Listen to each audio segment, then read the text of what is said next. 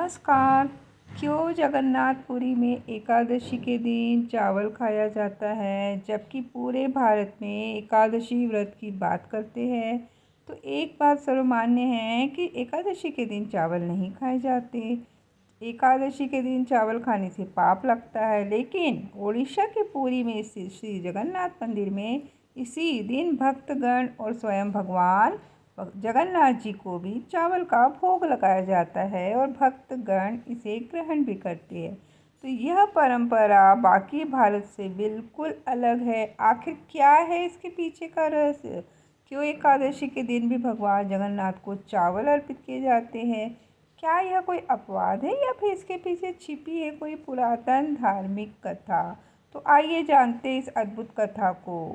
श्री हरि विष्णु जी का व्रत नियम। एक समय की बात है, देवताओं के देव भगवान विष्णु जी ने एक गहन तपस्या के बाद मानव जाति के कल्याण के लिए एकादशी व्रत का विधान स्थापित किया। उन्होंने कहा, जो भी मनुष्य एकादशी के दिन उपवास करेगा, चावल नहीं खाएगा, उसे सारे पापों से मुक्ति मिलेगी। तो इस नियम के अनुसार संपूर्ण भारतवर्ष में एकादशी को चावल का त्याग किया जाने लगा। लेकिन पुरी में क्यों उल्टा हुआ? पुरी में बसे भगवान जगन्नाथ, जिन्हें भगवान विष्णु जी का ही रूप माना जाता है, वहाँ एकादशी के दिन भी मंदिर में अन्न भोग तैयार होता है और भक्त उसे प्रसाद के रूप में ग्रहण करते हैं। तो इसके पीछे छुपी है एक रहस्यमयी और मार्मिक कथा, जो स्वयं भगवान जगन्नाथ की भावना और भक्तों के प्रेम को दर्शाती है। वह कथा जो सब कुछ बदल देती है। कहते हैं, एक बार द्वापर युग के अंतिम दिनों में भगवान श्री कृष्ण जगन्नाथ अपने अवतार का समापन कर रहे थे। वे जानते थे कि अब कलयुग आएगा और कलयुग में मानव धर्म कर्म से दूर होता चला जाएगा। तो एक दिन भगवान श्री कृष्ण ने अपने परम भक्त राजा इंद्रद्युम्न को स्वप्न में दर्शन दिया और कहा कि हे भक्त, मैं जगन्नाथ रूप में पुरी में अवतरित होऊंगा, परंतु मेरी पूजा विधि, मेरे भाव, मेरे नियम कुछ विशेष होंगे।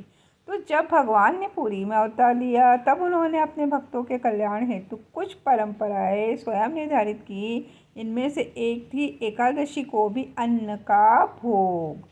तो लोक कथा के अनुसार बहुत पहले पुरी में एक वृद्ध महिला भक्त रहती थी। वह निर्धन थी, परंतु भगवान जगन्नाथ की महान भक्त थी। उन्होंने जीवन भर एकादशी व्रत किया और चावल कभी नहीं खाया। परंतु एक बार उनकी तबीयत बहुत खराब हो गई और डॉक्टर ने कहा कि यदि उन्हें अन्न नहीं दिया गया तो उनके प्राण निकल सकते हैं।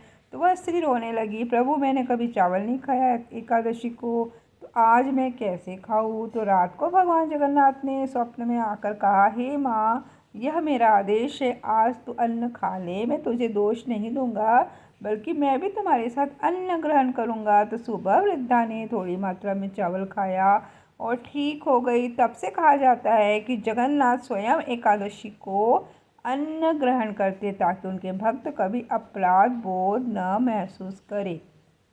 तो पुरी में भगवान को जो भी भोग लगाया जाता है वह कहलाता है महाप्रसाद और उसकी महिमा अत्यंत महान मानी जाती है। यह एकादशी हो या अमावस्या, चावल से बने 56 प्रकार के भोग भगवान को अर्पित किए जाते हैं। तो यह महाप्रसाद भक्तों में भी विदित होता है और यह हर व्रत, नियम और परंपरा से ऊपर है।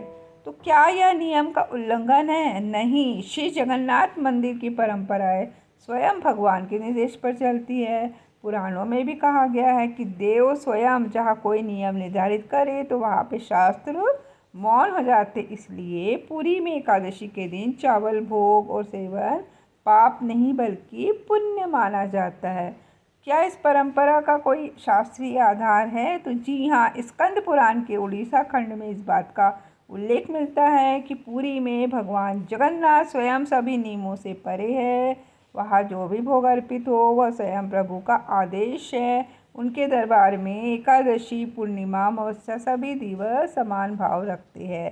तो इस कथा का भाव क्या है कि पुरी में एकादशी के दिन अन्न सेवन का नियम अपवाद नहीं है, बल्कि एक प्रेममयी परंपरा है जो ईश्वर ने खुद बनाई है। यह दर्शाता है कि भगवान सिर्फ नियमों के पालन करता नहीं, बल्कि भक्तों की भावनाओं के आधार पर निर्णय लेने वाले करुणामयी स्वामी हैं।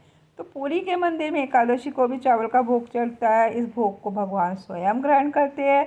भक्त भी इसे बिना दोष के ग्रहण करते हैं। तो इसका आधार लोक कथा, भक्त की करुण गाथा और भगवान के स्वप्न दर्शन पर आधारित है। यह नियम केवल पुरी श्री जगन्नाथ मंदिर पर लागू है, संपूर्ण भारत पर नहीं। बाकी भारत में एकादशी पर चावल वर्जित है, वही पुरी में यह भगवान का आदेश है। तो यह इस बात का प्रमाण है कि भगवान नियमों से नहीं, भक्तों की भावना से बंधे होते हैं। तो पुरी की यह परंपरा हमें सिखाती है कि प्रेम, भक्ति और सेवा के आगे हर नियम छोटा पड़ जाता है और भगवान वही करते हैं जो उनके भक्तों के लिए श्रेष्ठ हो। तो कैसी लगी आपको आज की वीडियो? कृपया मुझे कमेंट के माध्यम से अवश्य बताइएगा। वीडियो को पूरा देखने के लिए आप सभी का दिल से बहुत बहुत आभार।